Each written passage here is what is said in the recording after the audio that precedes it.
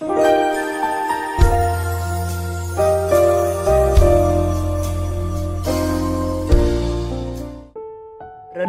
Harian GPDI Palembang. Hal pengampunan.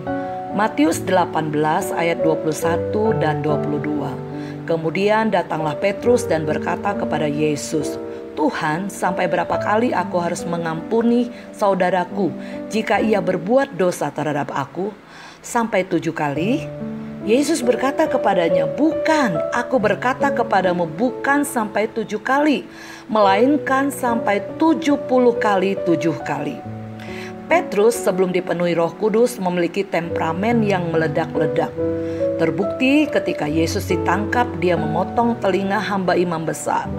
Pertanyaan Petrus di atas pada Yesus menunjukkan bahwa dia sering mengalami tekanan dari orang lain, sehingga dia merasa perlu tahu apakah kesabaran ada batasnya.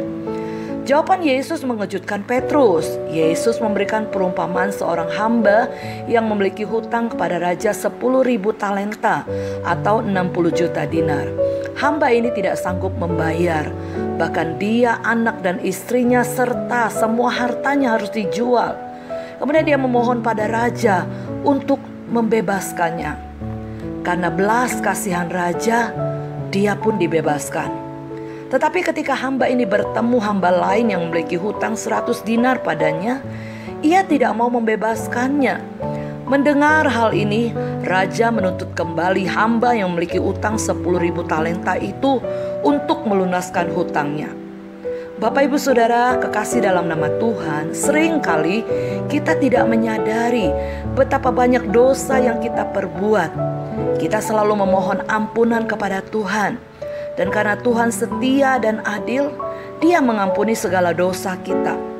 Tetapi pada saat orang lain berbuat salah kepada kita, kita tidak mau mengampuni. Walaupun jika dibandingkan kesalahan mereka tidaklah seberapa dengan dosa yang kita lakukan terhadap Allah.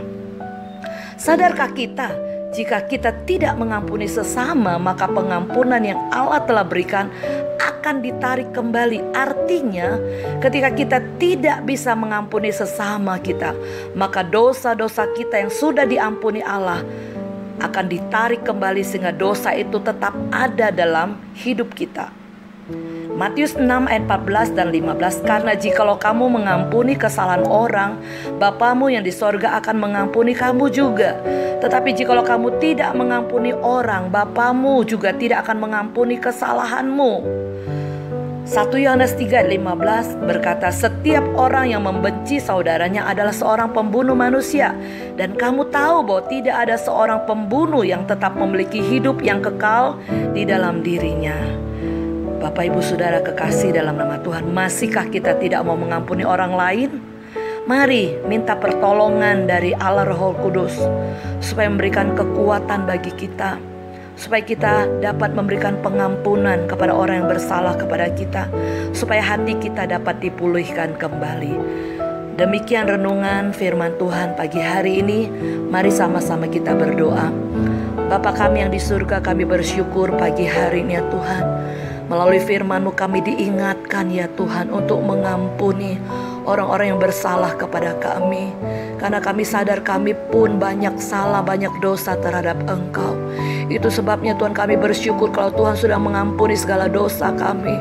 Maka kami mau belajar melepaskan pengampunan, memberikan pengampunan kepada orang-orang yang pernah menyakiti kami, orang-orang yang berbuat salah kepada kami. Allah Roh Kudus, tolong kami, mampukan kami untuk kami dapat melakukan firman-Mu. Terima kasih Tuhan. Kami mengucap syukur pagi hari ini. Kami sudah berdoa di dalam nama Tuhan Yesus Kristus. Haleluya. Amin.